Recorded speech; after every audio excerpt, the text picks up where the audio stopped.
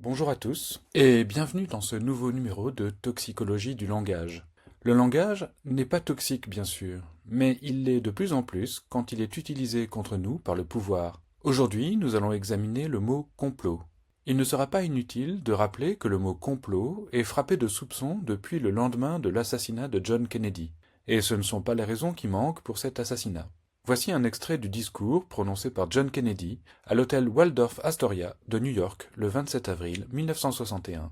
Nous sommes confrontés, dans le monde entier, à une conspiration monolithique et impitoyable qui compte principalement sur des moyens secrets pour étendre sa sphère d'influence par l'infiltration plutôt que par l'invasion, la subversion plutôt que les élections et l'intimidation au lieu du libre arbitre. C'est un système qui a nécessité énormément de ressources humaines et matérielles dans la construction d'une machine étroitement soudée et d'une efficacité remarquable. Elle combine des opérations militaires, diplomatiques, de renseignement, économiques, scientifiques et politiques. Leurs ramifications sont occultées et non publiées. Ces erreurs sont enterrées et ne font pas les gros titres. On fait taire ces dissidents, on ne les glorifie pas. Aucune dépense n'est mise en question, aucune rumeur n'est imprimée, aucun secret n'est révélé. Elle conduit à la guerre froide, en bref, avec une discipline qu'aucune démocratie n'espérait jamais pouvoir égaler. Ce discours fait de John Kennedy le premier complotiste de l'histoire moderne. Dans ce discours, Kennedy semble faire allusion à la CIA, nouvellement créée et qu'il avait appelée un État dans l'État. C'est la CIA qui créera l'expression théorie du complot, conspiracy theory, en anglais, afin de discréditer toutes les questions légitimes qui se posaient au sujet de la mort de Kennedy. Devenu toxique depuis 2020, le mot complotiste est systématiquement employé pour désigner les tentatives d'esprit critique sur les versions officielles. Il est vrai que le mot complot peut être crédible quand il désigne, par exemple, cette tendance à élaborer des théories à partir d'éléments très ténus, ou à exprimer des hypothèses téméraires sans apporter l'ombre d'une preuve. Mais dans l'ensemble, le mot complotiste est mal fichu, ce qui ne l'empêche pas de fonctionner. La définition de complot est projet concerté secrètement contre la vie, la sûreté de quelqu'un, ou contre une institution. Comment est fabriqué le mot complotiste? Très simplement, avec complot plus ist. Ist est un suffixe servant à former un nom qui correspond à un métier ou à un adepte d'une activité, d'une idéologie ou d'une théorie. Mais un complot n'est pas une idéologie, ce n'est pas d'abord une théorie, ce n'est pas le complot qui est une théorie, c'est la théorie du complot qui est une théorie.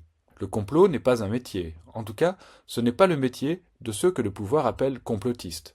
Est-ce une activité? Les complotistes sont désignés comme des adeptes des théories du complot, mais des adeptes passifs ou actifs? Les complotistes ne complotent pas, les comploteurs complotent. Jean-Jacques Crèvecoeur rappelle que dans l'expression théoricien du complot, théoricien signifie observateur. En réalité, on sait à quoi sert ce mot complotiste. C'est un des goulags mentaux où le pouvoir met qui il veut. On ergotera sur le fait que l'opération Covid-19 est un complot ou non. Sous prétexte que les projets sont en libre accès sur Internet, sous prétexte que les intentions n'auraient jamais été cachées, et que par exemple on peut trouver gratuitement sur Internet le livre de Klaus Schwab, l'opération de pandémie mondiale Covid-19 ne serait pas un complot. Mais les intentions et les phases du programme peuvent avoir été cachées de la manière la plus efficace qui soit, comme la lettre volée d'Edgar Poe, cachée aux yeux de tous. Les écrans, dans le sens de paravent, qui servent à cacher l'intention de nuire, sont nombreux.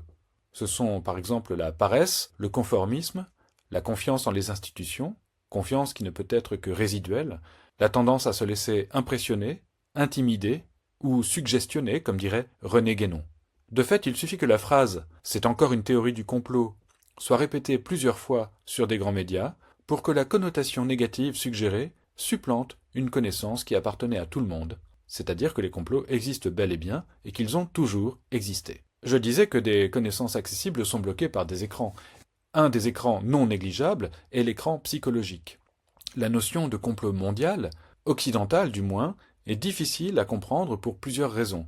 D'abord, évidemment, première raison, l'insistance des journalistes à rendre le mot complot infréquentable, même si l'opération montre surtout que c'est le courage de la masse qui est affaibli plutôt que ses véritables convictions ou ses intuitions.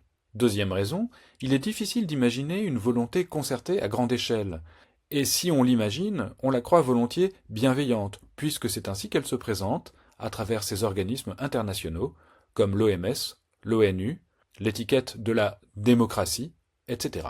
Troisième raison, il est difficile de s'imaginer la cible d'une action malveillante, même en la présence de l'évidence. On attribuera cette action au hasard, à des raisons plus complexes, puisque nous sommes programmés pour ne pas croire en la morale, en les notions de bien et de mal, forcément relatives, et en la complexité nécessaire des événements, même quand nous en sommes les témoins directs. Quatrième raison, la majorité des gens ne sont pas calculateurs, et n'ont aucune expérience de ce que c'est que de se liguer pour nuire à quelqu'un. Ou alors, ils n'en ont aucun souvenir car la modernité tend à inhiber la culpabilité.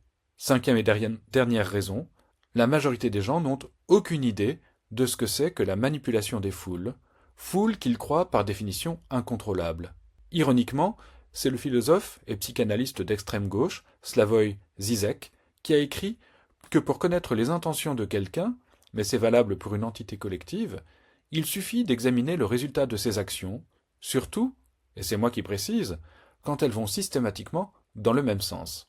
Ainsi, comme le dit Mehdi Belhaj-Qassem, la représentation, la fiction d'une pandémie aura suffi à remplacer l'expérience d'une pandémie. Et toutes les entités et relais du pouvoir ont unanimement parlé de pandémie meurtrière à propos d'un syndrome moins meurtrier que la grippe saisonnière de l'année précédente.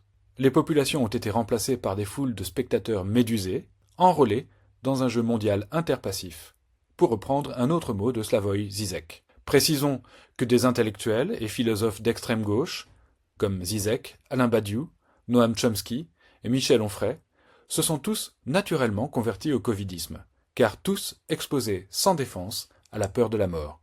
Le pouvoir sur nos consciences s'exerce largement par un monopole sur les mots. On le comprend en lisant cet échange entre Alice et Humpty Dumpty dans Alice au pays des merveilles. La question, demande Alice, est de savoir si vous avez le pouvoir de faire en sorte que les mots signifient autre chose que ce qu'ils veulent dire.